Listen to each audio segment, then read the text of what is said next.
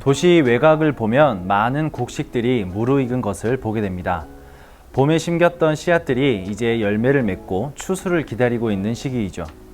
이 곡식들은 열매를 맺게끔 창조되었습니다. 하나님이 태초부터 이 식물들을 지을 때 열매 맺는 것을 삶의 목적으로 주신 것입니다. 그리고 이 곡식들은 열매를 맺고 그 사명을 다했죠. 우리 그리스도인들에게도 사명이라는 것이 있습니다. 쉽게 말해서 우리가 이 땅에 살아가면서 하나님께 받은 미션을 완수하는 것이지요.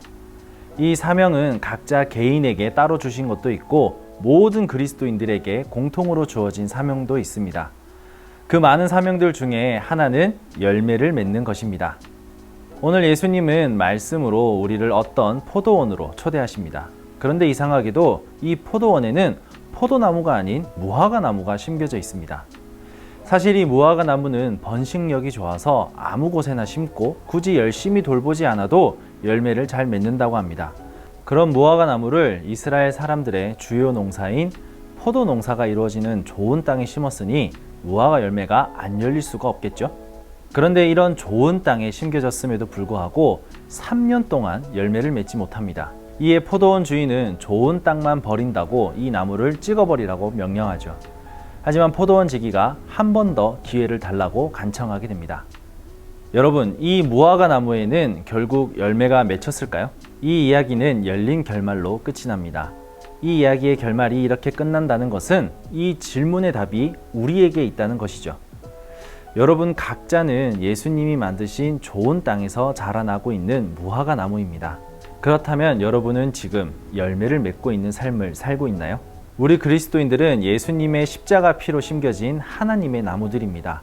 그리고 그 나무는 열매를 맺어야 하는 사명을 가지고 있죠. 그렇다면 우리는 어떤 열매들을 맺어야 할까요?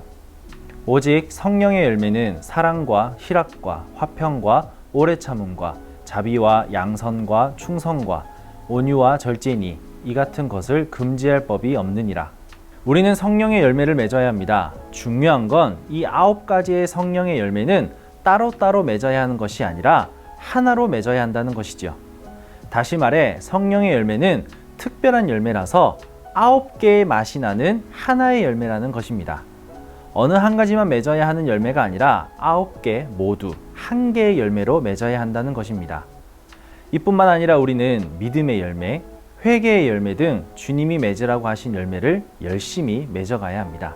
그런데 참 어렵죠?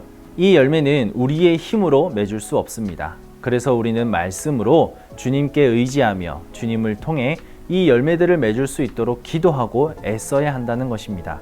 우리는 이 애씀을 신앙생활이라 부릅니다. 하나님을 간절한 마음으로 우러러보며 그분이 주시는 은혜와 사랑을 하나하나 깨달아가고 또 체험하며 우리의 열매를 맺어가는 것입니다. 우리는 열매 맺어야 하는 존재들임을 기억하시길 바랍니다. 그리고 하나님은 우리들이 맺은 열매를 기쁘게 받으신다는 것도 기억하시길 바랍니다. 그래서 도끼에 찍혀 아궁이 불에 던져져 땔감으로 끝나는 것이 아닌 많은 열매를 맺음으로 주님께 칭찬받으며 영원하고 행복한 삶을 누리는 여러분들이 되시기를 간절히 기도하겠습니다.